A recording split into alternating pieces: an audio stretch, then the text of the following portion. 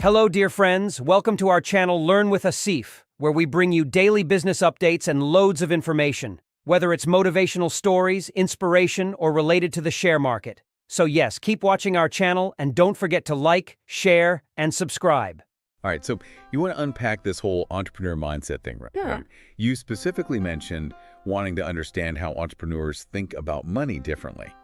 And we've got some pretty interesting material to work with today. A Robert Kiyosaki interview. Oh, yeah? He's the rich dad, poor dad guy. Right. Known for his, shall we say, unconventional takes on wealth building. Unconventional is putting it mildly. Yeah. He really throws a curveball at the usual, like, go to school, get a good job, save for retirement advice. Right.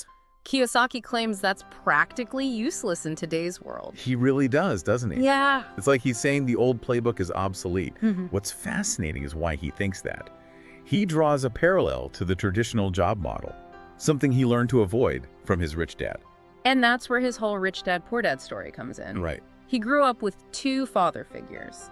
His own dad, a government employee, Okay. and his best friend's dad, a successful entrepreneur. I see. Kiyosaki observed that despite their different backgrounds, his friend's dad, the entrepreneur, had a much savvier approach to money. And that's who he calls his rich dad. Not because of extravagant wealth, but because of the financial wisdom he imparted. Exactly. It was like a real-world business education, watching his friend's dad run things, handle money, and make decisions. It's interesting how those early experiences shape our perspective, isn't it? It really is. You know, Kiyosaki emphasizes that this hands-on experience was far more valuable than any textbook lesson. He even talks about his rich dad using Monopoly to teach him about investing. Really? Yeah, focusing on acquiring assets, you know, those greenhouses and red hotels, Right. rather than simply hoarding cash. It's a bit like that game, isn't it? Yeah. We instinctively know that owning assets is how you win in Monopoly. Yeah, Kiyosaki suggests that maybe real life isn't so different. right. Instead of just saving, he wants us to think, how can I put my money to work for me? Almost like building our own mini empire. And that leads into his concept of the internal economy. Imagine for a second that you're not just at the mercy of the stock market or a boss for a paycheck. Okay. Kiyosaki says focus on what you can control: your financial knowledge, skills, and mindset. That's a powerful idea. But is it realistic for everyone? Not all of us can become entrepreneurs overnight. Of course, it's not a one-size-fits-all solution. Right. But the core idea is to become financially literate, Okay. to understand the rules of the game so you can make decisions from a position of knowledge, not fear, regardless of the external economy. So when the stock market takes a nosedive, you don't panic. You have the tools and mindset to navigate it. I like that. It's about empowerment. But then Kiyosaki throws another curveball. He advocates for using debt strategically. He even calls savers losers and says cash is trash. Now that's fighting talk. It certainly grabs your attention, doesn't it? It does. But to understand why he says this, we need to look at his view on inflation. He believes traditional savings are eroded by inflation, and that strategically using good debt borrowing to invest in appreciating assets like businesses or real estate is how you outpace it. So he's saying don't just save your money, make your money work harder. Yeah, he actually just refinanced $300 million in debt himself. Wow. That's high stakes, though. It sounds like he's playing a whole different game with those kinds of numbers. It's definitely not for the faint of heart, and Kiyosaki is the first to admit that it requires a deep understanding of debt, taxes, and investment strategies. It's about leverage. Okay. Imagine a lever lets you move something much heavier than you could with just your own strength. I see. Good debt, when used strategically, can have that same leveraging effect on your finances. Okay. But it also means you need to understand how to use the lever properly. Otherwise, you could get crushed. This is where it gets really interesting for me because he doesn't just drop this bombshell and walk away. Right. He emphasizes finding mentors, people who are out there actually doing this, not just talking about it in theory. Exactly. It goes back to the rich dad philosophy. It's not just what you know, but who you learn from. Right. He learned by observing, questioning, and getting that real-world experience. It's almost like he's saying, don't just read about swimming, jump in the deep end with someone who knows how to pull you out if you need it. That's a great analogy. And it highlights another crucial difference in mindset that Kiyosaki observed between his rich dad and his poor dad.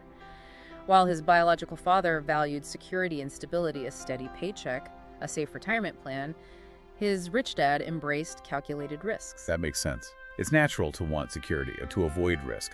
Most of us are raised that way. Absolutely. We learn from our families, schools, even society itself to prioritize a safe and predictable path. But Kiyosaki argues that this fear of risk, while understandable, can actually become a barrier to building wealth. So how do we break free from that fear-based mindset?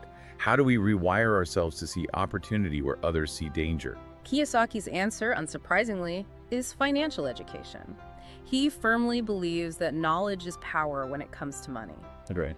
The more you understand how it works, how to invest it, how to manage it, the less scary it becomes. It's like that feeling you get when you finally understand a difficult concept. The fear melts away and you feel more confident, more in control. Precisely. And for Kiyosaki, this education isn't just about textbooks and theories, it's about real-world experience. Yeah. It's about getting your hands dirty, making mistakes, and learning from them. It's like his Monopoly analogy. You can read the rules all day long, but you won't truly understand the game until you start buying properties, making deals, maybe even going bankrupt a few times. It's through that active participation that you develop a deeper understanding. And the same goes for building wealth, according to Kiyosaki. Right. He encourages people to jump in, find mentors, start businesses, invest in assets, and learn by doing, even if it means taking some calculated risks along the way. And that's where his perspective on debt, what he calls good debt, comes into play. He argues that while most people are conditioned to fear debt, seeing it as something negative to be avoided at all costs, he views it as a powerful tool that can be used to build wealth when managed responsibly. Think of it this way. There's bad debt, like racking up high-interest credit card charges on things you don't need and can't afford. That kind of debt digs a hole in your finances. Like a quicksand of interest payments dragging you down. Exactly. But then there's good debt. Let's say you take out a loan to buy a rental property. Okay.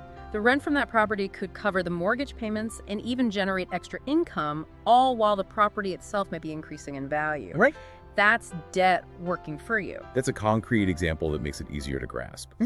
But even with good debt, it sounds like you need a solid plan, a deep understanding of how it all works, and probably nerves of steel. Absolutely. Kiyosaki's own example of refinancing $300 million in debt while illustrating his principles is not something anyone should try without expert guidance. And it takes us back to the importance of having mentors, people who can help you navigate these complex waters. People who've already weathered a few financial storms and can offer valuable insights based on their own experiences. Right. It's about having someone to guide you, answer your questions, and help you avoid some of the common pitfalls. It's about learning from their successes and, perhaps more importantly, from their mistakes. So much of what we've been discussing comes down to this fundamental shift in mindset, doesn't it? Moving away from a place of fear and scarcity towards a mindset of opportunity and abundance. It's about recognizing those ingrained beliefs we have about money, beliefs often inherited from our families or shaped by our experiences, and asking ourselves, are these beliefs serving me, or are they holding me back? Because even if we don't all aspire to be real estate moguls or financial wizards, understanding these different mindsets and applying some of these principles to our own lives can be incredibly empowering. Absolutely. It's about taking control of our financial well-being, making conscious choices that align with our values, and creating a healthier relationship with money, however we define that for ourselves. That resonates with me. It's not just about the numbers in your bank account. It's about the freedom and opportunities that come with having a solid financial foundation. Exactly. And it's about recognizing that our financial journeys are just that, journeys. There will be ups and downs, detours, and unexpected turns. And having the right mindset, along with the knowledge and support system to navigate those twists and turns, can make all the difference. Yeah. It makes you wonder, though, how do you know when to embrace that good debt opportunity? I mean, it's easy to say, invest in assets. Yeah. But there's a big difference between buying a rental property and, say, maxing out your credit card to buy into some trendy but risky investment scheme. Yeah, you hit the nail on the head. That's where Kiyosaki's advice, while inspiring, needs that extra layer of caution. Right. He's painting with broad strokes, Yeah. and sometimes the details get lost. It's not about blindly taking on debt because he made it work for him. So where do we draw that line? How do we as individuals decide when debt is a tool for growth and when it's a potential trap? Kiyosaki would be the first to say, educate yourself.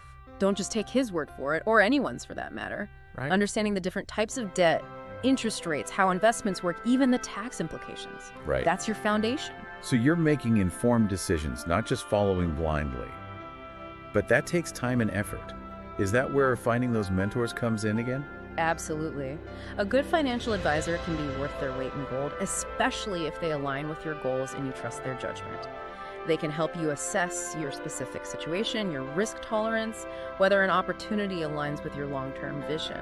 Because even if Kiyosaki is right about debt being a powerful lever, you need to know where to place it, what to use it on, and most importantly, when not to use it at all. Exactly. And that's something that often gets lost in these conversations about wealth building. Not every strategy is right for everyone.